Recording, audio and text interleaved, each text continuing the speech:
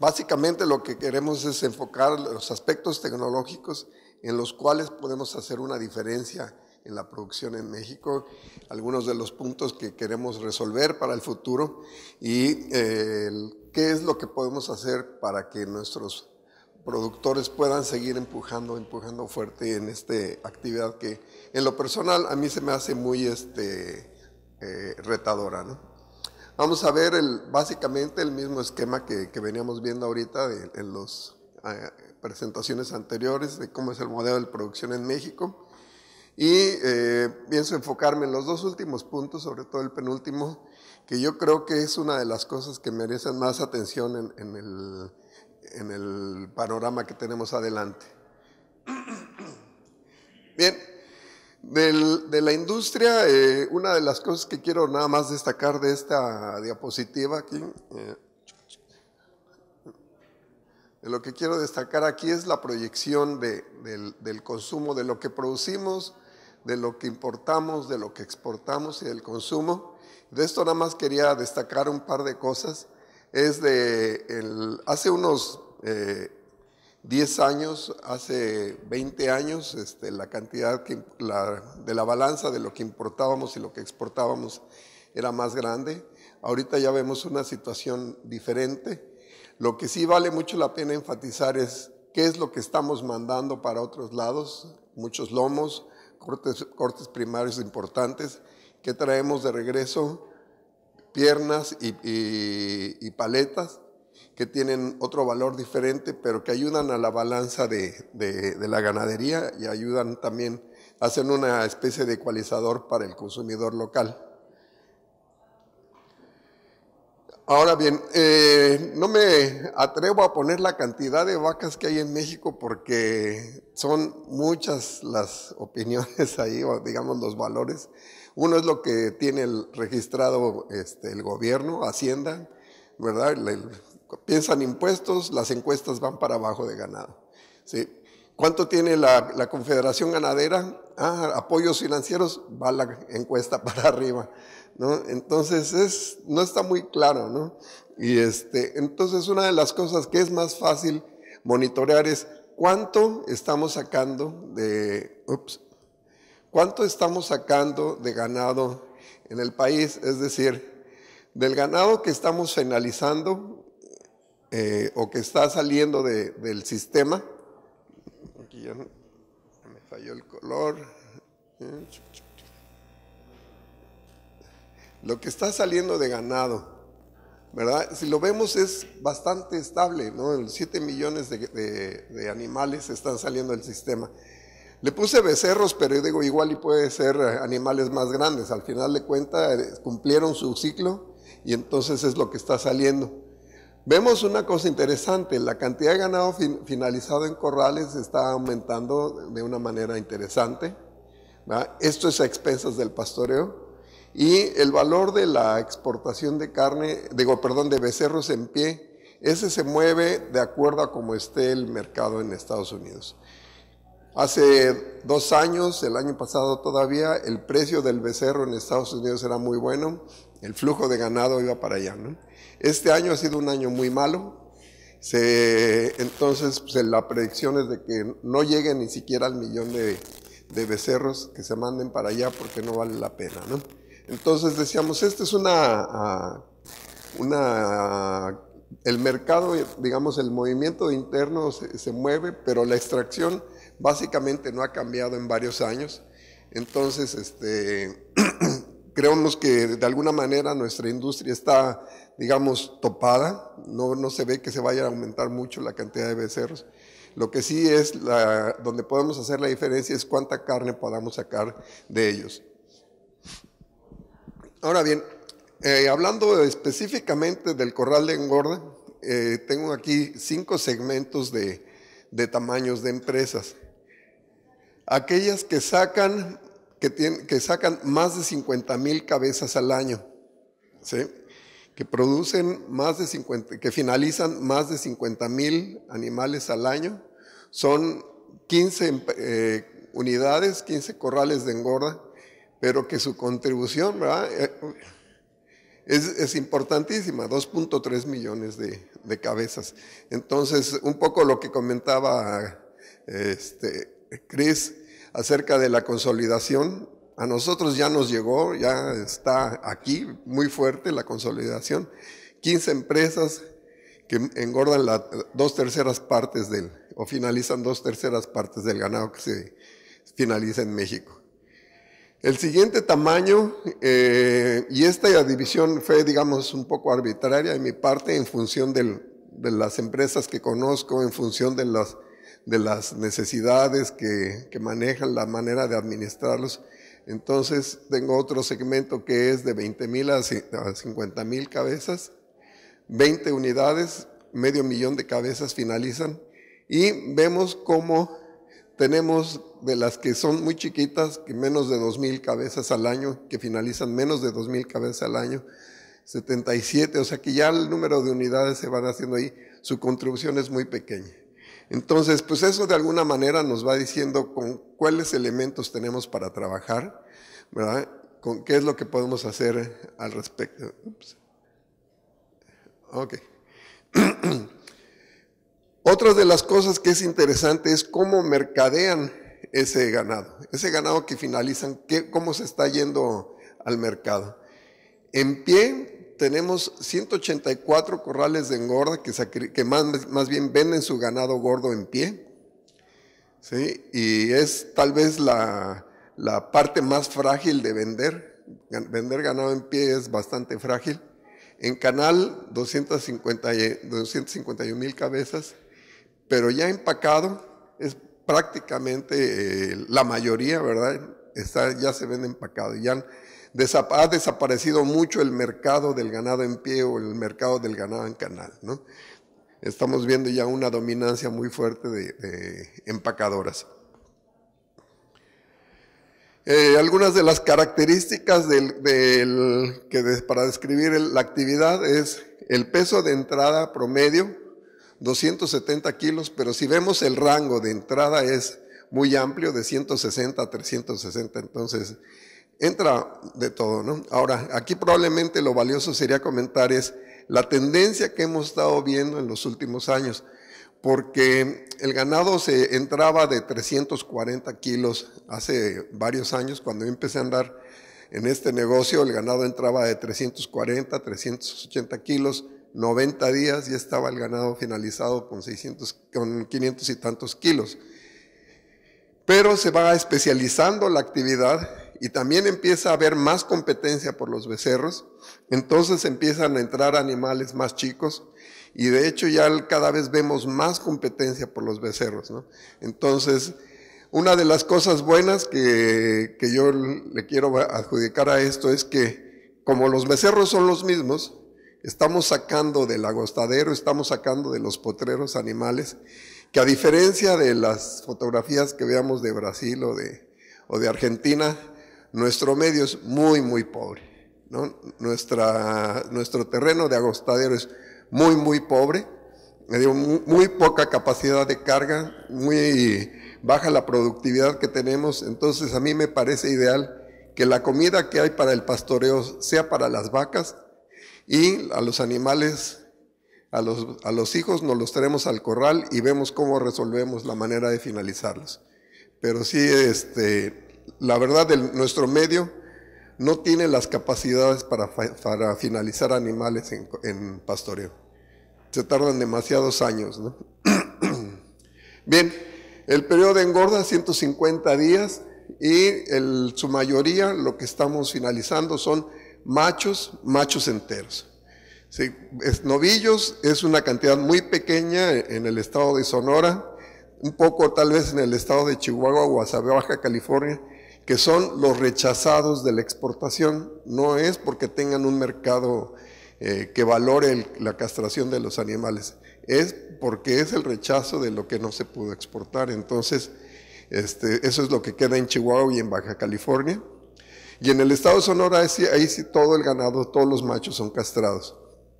Bueno, la edad de 18 meses a 28 meses, el ganado que se finaliza en pastoreo, El ganado que se finaliza en pastoreo es ganado de 40 meses, entonces 40, 44, 48 meses, entonces le vamos bajando a la edad del sacrificio de los animales.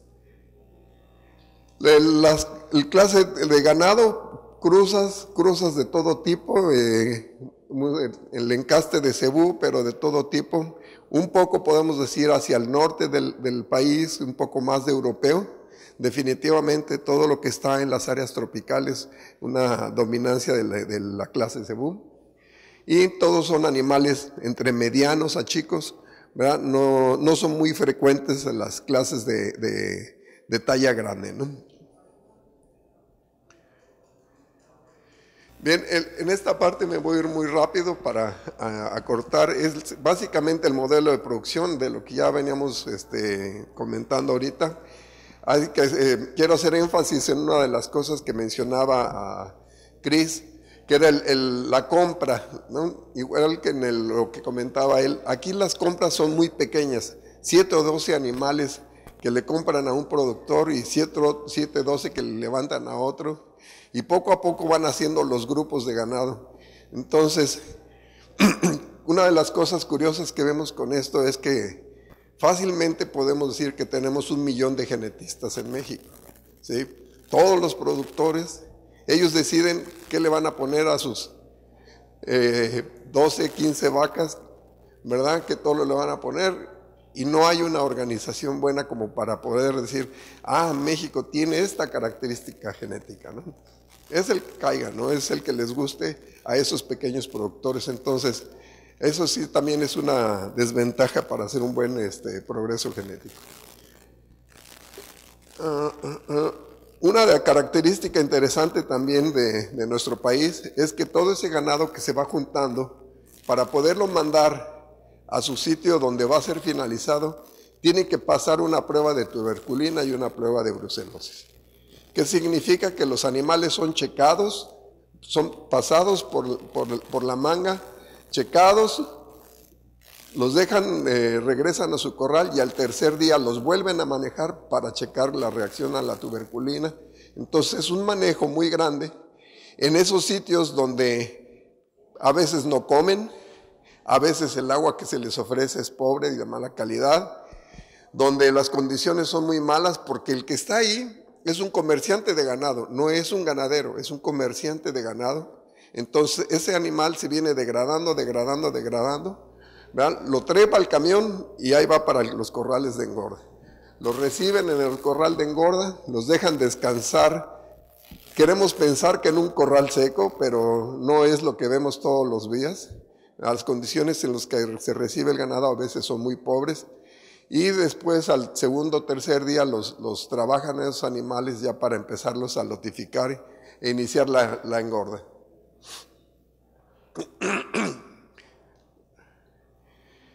Cuando se les trabaja a esos animales, el trabajo típico es muy, muy común. No vemos muchas discrepancias de lo que vemos a lo largo del país. Es vacunar, desparasitar, poner un implante, medicar para complejos respiratorios si es necesario, la lotificación y programas relote. Eso es lo común. El sistema es bastante estándar a lo largo del país. Una vez que ya los tenemos en los corrales, los vamos a alimentar con 3 o 4 fórmulas, ¿verdad? La fórmula de recepción generalmente lleva un poco más de 30% de forraje, puede ser hasta 60%, pero lo típico va a andar sobre 36% de forraje, 15% de proteína y abajo de una megacaloría de energía neta de producción. Ese 15% de proteína ha sido ahora sí que puesto bajo la lupa en varias ocasiones porque se mira como un desperdicio esa cantidad de proteína, pero se volvió como el número mágico entre los nutriólogos. Y entonces, si alguien formula con 14, lo primero que dicen es, le pregunta al dueño, ¿y por qué 14? Si todo el mundo usa 15, ¿no? Dice, bueno, pues se huele 15. Entonces, es un poco broma. Pero la verdad es que se van haciendo muchos mitos. Nuevamente también el de 13% de proteína en la dieta de finalización. Arriba de 1.24 o 2.02 de megacalorías de energía neta de mantenimiento. que ese sí vemos más variación hacia arriba. Más de 1.24, pero la mayoría de las engordas que están mejor organizadas van a andar en 2.2 megacalorías de energía neta de mantenimiento o 1.46 de energía neta de producción. Para estas fórmulas, pues normalmente vamos a tener una transición, y muy popular en nuestro país es el uso de silpaterol al final del periodo de engorda. Entonces ahí es donde entraría la cuarta fórmula que estoy comentando, ¿no? Entonces, eso es lo típico. El grano, que es la fuente principal, la base de la energía, y complementamos un poco con melaza u otros subproductos, grasa. Fuente de proteína también, la primaria es la soya. Sí tenemos disponibilidad de otras pastas o de otras fuentes de proteína, pero lo que más se maneja es la soya. Al final de cuentas se ha convertido en un ingrediente demasiado fácil de manejar, que hay veces que al ponderar las dificultades que pudiera representar otra fuente de proteína, sobre todo la disponibilidad a lo largo del tiempo, hace que la gente regrese a a pasta de soya. DDGs, a veces cuando están en buen precio, sí se usa como fuente de proteína, muy seguido se sale de precio. Urea, una parte importante, también contribuye a la formulación. Todas de alguna manera llevan minerales, aunque también vemos unas discrepancias importantes. Nosotros no tenemos una encuesta de nutriólogos como ahorita nos presentabas hace un rato, o como la que han hecho en Estados Unidos, porque en realidad son 7 personas las que están dominando las engordas principales. Las 2.8 millones de cabezas están siendo atendidas por 7 personas, entonces sacar el promedio de 7 o hacer la encuesta de 7 no les ha resultado agradable, ¿no? Así que ahí se quedó la intención. Todos, decía yo, todos llevan minerales, pero de esos 7 personas también vemos que tienen diferencias de opinión en cuanto a los niveles de algunos nutrientes, de algunos minerales, perdón. Y así que esos los dejamos aparte. Todos los programas van a incluir monensina y silpaterol, son los 2 aditivos más usados en la industria. Otros van a ser esporádicos, sí se usan algunos aditivos microbianos, o sí se usan otros antibióticos, pero no es lo que domina la industria. Lo que domina la industria, o lo que vemos sí presente en la industria, sí son estos 2. La fuente de forraje, el rastrojo de maíz, como había comentado Cris, eso es para todo el país. Y en algunas partes donde hay disponibilidad de paja de trigo, se sustituye el rastrojo de maíz por paja de trigo, pero son los 2 forrajes que influyen más. En años recientes, y digo muy recientes, así de los últimos 5 años, ha empezado a despertarse más interés en usar ensilaje de maíz como fuente de forraje. Ha sido más atractivo el usar el rastrojo de maíz en programas de desarrollo de becerros, no tanto así para finalizar ganado. Las empresas todavía están un poquito renuentes al volumen que significa el usar el ensilaje de maíz, y más volumen, más tonelaje, contra usar un forraje seco. Todas las empresas van a tener un programa de manejo del consumo del alimento o manejo de comederos, ¿verdad? Y hay algunas discrepancias, sobre todo en lo que significa el esquema para calificar los comederos. En el caso de todas las empresas que veíamos en la lista, de que quitando nada más las últimas 77, la mayoría tiene sus plantas para rolado de grano. Definitivamente las que estaban hasta arriba de la lista, todas trabajan con grano rolado, y es nada más las del fondo las que van a trabajar con grano molido. no tenemos realmente otras formas de usar ni grano de alta humedad, ni grano procesado de otra forma, ¿no? Incluso el molido es con martillos, no es con rodillo. Entonces el tipo de partícula es muy, muy fina, pero eso lo utilizan todos los pequeños productores, todas las engordas que tienen más de 2,000 animales. Quiero pensar que el 90% está rolando el grano. Definitivamente todos los que tienen más de 20,000 cabezas están rolando grano. Bien, entonces de las tecnologías que vemos, formé 3 grupos en cuanto a la implementación de tecnología, que es básicamente en el primer grupo utilizan la mayoría de los componentes tecnológicos que conocemos. Ahorita vamos a ver un poquito más adelante a cuáles me refiero. Tiene apertura a la innovación. Ese grupo 1 está interesado en ver qué cosas nuevas están saliendo. Lleva registros, a veces no muy completos, pero tiene preocupación por llevar registros para poder evaluar su avance tecnológico y mantiene servicios de consultoría de manera regular. En el grupo 2 sí utiliza los componentes tecnológicos conocidos, pero es un seguidor de lo que van haciendo otros. Nunca son los primeros en probar algo, se esperan a veces un par de años antes de incorporar una nueva tecnología. No llevan registros adecuados para dar un buen seguimiento de lo que están haciendo y mantienen servicios de consultoría de manera ocasional, no tienen un servicio que contraten de manera regular. Finalmente, el grupo 3, ese utiliza lo que ya saben que a todo mundo le funciona, ¿verdad? Porque sigue a los otros que ya lo están haciendo, es decir, fueron los últimos en incorporarse, por ejemplo, en la aplicación de implantes. Y no llevan registros para llevar lo que hacen y no les interesa pagar por un servicio profesional para que les ayude a crecer en su negocio. Bien, entonces de estas vemos una parte importante que están en el grupo 3, ¿no? 172 empresas, casi 1 millón de cabezas, donde la tecnología o el aplicarse a incorporar tecnología en su negocio es muy pobre, ¿no? Ellos van siguiendo y sí se implantan, pero no lo hacen de manera cuidadosa.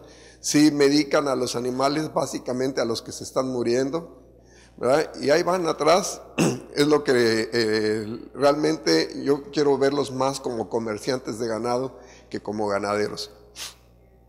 Y el del grupo primero, ese que decía es el grupo dominante, como quiera, son 43 empresas, algunas de ellas son parte de algún corporativo que tiene 3 o tiene 4 de estos corrales de engorda, ¿no? Entonces, eso es más fácil controlar la tecnología y algunos lo están haciendo muy bien. En cuanto a manufactura de alimento, ya había yo comentado del rolado de grano, el mezclado que se hace. Aquí tal vez una de las cosas que quiero enfatizar es, se cuenta con equipos, sobre todo en el primer grupo y en el segundo grupo, buenos equipos, buenas básculas, pero un trabajo pobre que eso sí ya es algo que podrían ellos resolver. Ahorita les voy a volver a entrar a ese punto, así que lo voy a dejar más adelante, pero yo creo que una de las cosas más sobresalientes es que teniendo las cosas, hay muchos lugares o muchas personas que no están haciendo el trabajo de manera correcta, y yo creo que esa es una de las cosas que más nos duelen en la industria, ¿no? En cuanto al manejo de ganado, existen protocolos para el diagnóstico, pero el cumplimiento es con frecuencia pobre, es decir, se tiene personal que se le da capacitación para sacar animales enfermos, pero cuando no están siendo supervisados no hacen el trabajo, ¿no? Una de las cosas así clásicas que podemos encontrar es los muertos del fin de semana, ¿verdad? Porque obviamente se relajó la disciplina y entonces tenemos los muertos de fin de semana, ¿no? En cuanto a uno de los componentes tecnológicos que creo yo es de los más poderosos es la aplicación de implantes. Todo mundo aplica implantes. Hubo un periodo en que tardaba un poquito en arrancar la aplicación de implantes en algunas empresas, mientras que otros ya estaban muy agresivos en sus programas de implantes. Creo yo que a veces estamos siendo muy agresivos en los programas de reimplantes de cada 60 días o cada 50 días, cuando al principio costó un poco de trabajo pensar en la idea del reimplante, porque decían, oye, pero es que tengo 25,000 animales y vamos a tener que volver a pasar 25,000 animales si tenemos un programa de reimplantes. Al ver el resultado, todo el mundo se subió ya al programa de reimplantes, ¿no? El registro de información es variable, decía yo, tiene que ver mucho con la aplicación de las empresas y sobre todo lo que decía yo, esas empresas pequeñas difícilmente llevan registros, ¿verdad? Algunas empresas tienen software dedicado para manejar sus datos y son algunas, ¿verdad? Y una de las cosas que creo yo tal vez más lastimosa o una de las partes donde tenemos mucha oportunidad para crecer profesionalmente es en el análisis de esa información. Hay mucha información que está siendo recolectada, pero que no se le está dando el valor que tiene porque no se está analizando, ¿no? Entonces sí me encuentro yo con algunas personas que me dicen, no hombre, yo anoto todo. ¿Y qué ha pasado con los datos? No, pues ahí los tengo. ¿Cuándo los vas a analizar? Pues sácalos, no muévelos, ¿no? Pero bueno, ahora bien, decía yo quería hacer énfasis en un punto que es la recepción de ganado. Es el reto más importante que tenemos en la engorda. Sí, este problema, de hecho ya con anterioridad lo comentaron mis compañeros, me ha tocado verlo en muchas partes. Lo que creo yo que donde variamos es en la dimensión que le damos, ¿verdad? Pero la recepción de ganado está causando muchos problemas. Ahí tenemos fuertes pérdidas de dinero, ¿verdad? Y el resultado es de un mal manejo desde que se adquirió en los animales. Sí, de cuando adquirimos a los animales, nunca recibieron buena alimentación, buenos cuidados. De hecho, fueron muchos de ellos maltratados para el momento en que llegaron a la engorda. Y tal cual empezamos a tener problemas de salud, tenemos problemas de mortandad, ¿verdad? Los animales vienen con el rumen vacío, los animales vienen deshidratados, entonces no podemos esperar algo bueno de eso, ¿no? Entonces decíamos, este periodo de alguna manera define lo que va a pasar, ¿no? O sea, estamos comprando a los animales y esos primeros días definen lo que va a pasar con ese corral, el dinero que vamos a poder hacer con esos animales, y no lo estamos tomando con la atención que merecería, ¿no? Y, por ejemplo, en cuanto a ser efectivos en el uso de tecnología, aquí tengo una comparación de diferentes implantes, ¿verdad? Y que es, de hecho, aquí el punto no es la comparación de los implantes, sino la comparación contra los que no recibieron implante. Esta es una base de datos muy amplia. Esos, los que del grupo control, son una productividad 300 gramos abajo que los otros. En los otros tres el desempeño es el mismo. Ahí no se trata de buscar las diferencias entre los tres productos que se utilizaron para implantar, pero sí comparar contra el ganado no implantado, se desempeña más pobre. Ahora bien, cuando nosotros ponemos un implante, tenemos el riesgo de que ocurra un absceso o que se encapsule ese absceso y entonces ya no tengamos la respuesta que nosotros queríamos. Y esta es la parte que me interesaba mostrar, ¿sí?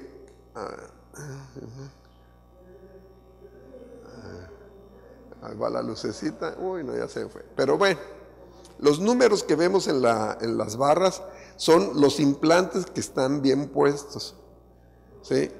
Entonces, si yo tengo la tarea de poner los implantes, mi patrón me debe de exigir 100%, ¿no? Bueno, vamos a pensar 96%, un 4% de error. Pero ¿por qué me iban a permitir 22 o 25% de error? Y eso está ocurriendo todos los días. Justo la semana pasada estábamos viendo los datos de una empresa un poco más chica, ¿verdad?, que está preocupado por su desempeño, pero tiene 58, tiene 52, tiene 66, 70 fue el valor más alto de la eficiencia con la que está poniendo los implantes. Ahorita en el cuadro lo que yo quería poner era lo brutal que puede ser el beneficio de poner un implante, pero lo perdemos cuando no hacemos el trabajo bien, ¿sí? Ahora bien, decíamos, otro de los problemas graves es el complejo respiratorio. ¿Sí? El complejo respiratorio, que le podemos agregar muchas cosas malas al complejo respiratorio, sobre todo cuando somos malos para manejarlo. Hay veces que decimos, no, es que está un supervirus, o exageramos el problema, cuando en realidad lo que nos está fallando es el manejo, ¿sí? Si nosotros nos podemos... me adelanté al complejo respiratorio, y esta es la de consumo. Si nosotros nos podemos a seguir a los animales, esos primeros 21 días, vemos que siguen un patrón de consumo que se va recuperando en la medida que el animal está adaptándose al corral. El primer día que llegan, esos animales prácticamente no comen y vienen con el rumen vacío, y cuando comen les cuesta trabajo digerir lo que están comiendo porque llegan con el rumen vacío. Entonces poco a poco van montando un consumo de alimento. Entonces, si nosotros vemos la tabla, vemos que con los días va aumentando el consumo, y yo ya puedo imaginarme que si me paro enfrente de un corral, ¿verdad?, un corral de unos animales de 300 kilos y que tiene 2 semanas de consumo en un alimento que tiene 80% de materia seca, esos animales deben de estar comiendo 8.25 kilos de alimento. Y si no están comiendo eso, algo está pasando con eso. Lo primero que nos anuncia un desastre es el consumo, ¿sí? Entonces, ¿cómo estaba por ahí? Alguien había mencionado de que el ganado querían que las vacas hablaran. Pues de alguna manera nos están expresando con nosotros a través de su consumo, pero si nosotros somos bien brillantes y no les hacemos caso, entonces de nada sirve que nos levanten la mano y digan, aquí tengo un problema, ¿no? Nos están anunciando ese problema a través del consumo de alimento, y es bien clarito, ¿sí? Cuando un animal empieza a tener problemas, tiene 7 días en lo que tiene el periodo de incubación, baja su consumo, pero todavía no ha mostrado ningún signo de enfermedad. Tiene que ser nuestros ojos los que anticipen ese problema, ¿verdad? Anticipar que si ya estamos teniendo un problema de consumo, igual y más adelante nos va a botar un problema de salud grave. Bueno, decía yo, en el caso de la salud es la misma situación. Si nosotros vamos siguiendo la morbilidad de los animales, vemos que existe un patrón en la manera en que se va desenvolviendo la enfermedad, ¿no? Entonces, aquí tomé los registros de un programa que le llamamos Beef Assurance Program, donde hacemos una inspección de pulmones, ¿verdad?, a nivel del rastro. Cuando el ganado se termina, va al rastro y nosotros revisamos los pulmones y revisamos la condición en que están esos pulmones. En verde van a estar presentados el porcentaje de animales que tienen un daño, digamos, leve, ¿no? Es decir, que tienen su pulmón limpio. Un 60% de los animales evaluados tienen su pulmón limpio, ¿verdad?, o más, ¿verdad? Pero lo que nos llama poderosamente la atención es que hay un grupo muy grande, de hecho la mayoría de los animales tienen daños en su pulmón, ¿verdad?, en lotes que van desde 60% de pulmón dañado a lotes que van al 100% de su pulmón dañado. Las lesiones que estamos siguiendo son 3 muy sencillas, que es la consolidación, que es claramente un problema respiratorio, un problema de complejo respiratorio. El pulmón se consolida donde se infectó. La aparición de adherencias, que también no es normal que haya adherencias. Aparecen las adherencias, se califica esa adherencia. y si aparecen también las pleuras inflamadas, entonces también vamos a calificar eso. Entonces, estas 3 lesiones, cuando hacemos la revisión en el rastro, puede que se nos escape una lesión, ¿verdad? Pero las que estoy registrando y las estoy reportando, esas estamos 100% que las vimos. Entonces, el daño que está ocurriendo en los pulmones del ganado que estamos finalizando aquí en el país es tal como está en el cuadro o peor, ¿no? Entonces, sí vemos que tenemos un problema grave de complejo respiratorio y como les decía, son 10 años de revisiones, ¿verdad?, en varias partes de la República con algunas de las empresas con las que estamos colaborando y un nivel de afectación bastante grave. Bien, la morbilidad tiene un patrón, ¿verdad? Igual y nunca sabemos qué morbilidad vamos a comprar, pero la morbilidad tiene un patrón en cuanto a la secuencia de animales que se van presentando infectados, ¿sí? Entonces, si nosotros tenemos un patrón en la que la morbilidad se está presentando, ¿verdad?, entonces podemos tratar de anticipar qué es lo que puedo hacer de acuerdo a lo que estoy observando. Esta curva es después de revisar las hojas clínicas de los animales, en qué días se enfermaron, los animales, me da esta tendencia que vemos aquí y eso me permite, nuevamente, yo estoy enfrente de un corral, de un lote de ganado que arribó con un riesgo de salud regular. Al día 14 ya debo de esperar un 28% de la morbilidad que iba a tener ese corral, ¿sí? Ahora, si la morbilidad que yo iba a esperar en ese corral era más baja y yo ya estoy observando 28, entonces mi calificación fue mala y traigo un problema mucho más grave de lo que estaba yo pensando, ¿no? Entonces, eso me ayuda a situarme, pero eso significa que diariamente tengo que pararme enfrente de los corrales, al menos de los que tienen 21 días, y hacer mi calificación. ¿Cómo va mi comida? ¿Cómo van mis enfermos? ¿Qué estoy haciendo al respecto? Debo de actuar con mucha rapidez, ¿no? Y aquí nuevamente saqué unos datos, en este caso son 30,000 historias clínicas, ya se me olvidó, 24, sí, son 30,000 historias clínicas de animales que fueron recibidos y que fueron tratados de 4 maneras, ¿no? Los primeros de hasta arriba son animales que nunca recibieron un tratamiento, nunca se les diagnosticó que tuvieran riesgo de complejo respiratorio, nunca se les aplicó tratamiento clínico, ¿verdad? Esos animales se fueron tal cual y de todas maneras sí tuvimos 0.4% de muertos. Pero el desempeño de esos es bastante bueno. Estos datos son desde la llegada hasta el reimplante, ¿sí? Que es más o menos 50, pues ahí viene 56 días, 59 días. Hubo un grupo que recibió metafilaxia, ¿sí? La metafilaxia me ayudó mucho en la ganancia de peso, no así en la mortandad.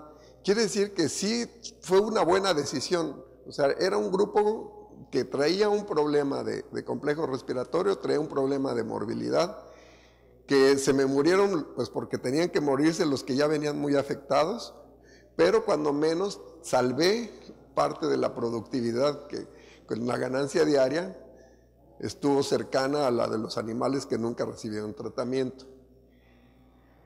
En los 2 últimos renglones fueron animales que recibieron tratamiento de acuerdo a su calificación clínica, ¿sí? Al principio de la enfermedad se califican en número 2, cuando ya los signos, la sintomatología está más avanzada, se califican en número 3, y obviamente el 4 y el 5 son los graves y los moribundos, pues esperemos nunca llegar ahí, ¿no? Entonces, si ya estoy haciendo yo ese trabajo, ¿por qué me iba yo a esperar y estar en el 2 y brincarme al 3? O sea, debo de actuar con rapidez. Actuar con rapidez puede ser metafilaxia, pero definitivamente en el manejo clínico estar en el 2, no en el 3. ¿Sí? ¿Cuánto significa eso? En el caso de a los precios que tenemos hoy, ¿sí? Son 1,200 pesos o $60 la diferencia entre estar en el último renglón o en el segundo renglón, ¿no? Entonces, sí tiene un impacto muy fuerte el que nosotros tomemos ese problema, ¿no? Y decía yo, el problema es de ejecución y mucho de lo que tenemos que hacer, pues es trabajar en esa ejecución. Ahora bien, ¿qué es lo que veo yo en el futuro? Bueno, primero que nada, tenemos que alimentar a los 9 billones de gente, 9 mil millones de personas que vamos a tener para el 2050. Algo tenemos que hacer para que esta situación mejore. En particular en México, que decíamos, no veo yo que vayamos a tener muchos más becerros que los que estamos generando. Podríamos hacerlo complicado, pero hay que tratar de producir más de alguna manera que seamos capaces de ir cubriendo un poquito. Tenemos que gestionar el conocimiento científico, porque la única manera en que vamos a poder incrementar nuestros índices es a través de la ciencia, ¿verdad? Asegurar nuestra sustentabilidad. El día de hoy en la mañana tratamos un poquito este tema, así que ya mejor me lo brinco. Y cuidar mucho, algo que me preocupa mucho es el marco regulatorio. Me preocupa mucho que alguien que no está metido en este negocio quiera regularlo con conceptos que no deberían de siquiera ser puestos en la mesa. Tenemos que ser más proactivos para trabajar con estas personas que están en los grupos regulatorios. Y sobre todo sabemos que tenemos una posibilidad de permanecer en el futuro, porque la carne es rica, ¿no? Todos nos gusta la carne, entonces es cuestión de amoldarnos a los estilos de vida de la sociedad para que entonces podamos ofrecer opciones, ¿no? Ya de una manera más personal de lo que nos toca tenemos que alinear nuestros objetivos como profesionistas a los de la industria. Muchas veces me encuentro algunas personas que me dicen, no, es que deberíamos de cambiar el sistema de producción. Digo, pues sí, pero vamos cambiándolo desde adentro, porque gritando desde afuera no vamos a lograr mucho. Hay que trabajar con ellos y decir, esta es tal vez la ruta que más nos convenga, ¿no? Transformar el conocimiento en oportunidades, eso también creo yo que es un espacio que tenemos. Herramientas, ¿no? Nos hace falta meterle más tecnología a nuestros corrales de engorda. Cuando nosotros hacemos una comparación con otras áreas, o platico yo con personas que están en áreas de desarrollo tecnológico, digo, híjole, estamos bastante atrasados en muchas cosas, hay muy buenas oportunidades, ¿verdad? Y decíamos ser proactivos para trabajar y para hablar alto y decir qué es lo que nos conviene como industria, ¿verdad? Y que no nos lo vayan a imponer otros. Ahora sí, Diego, muchas gracias.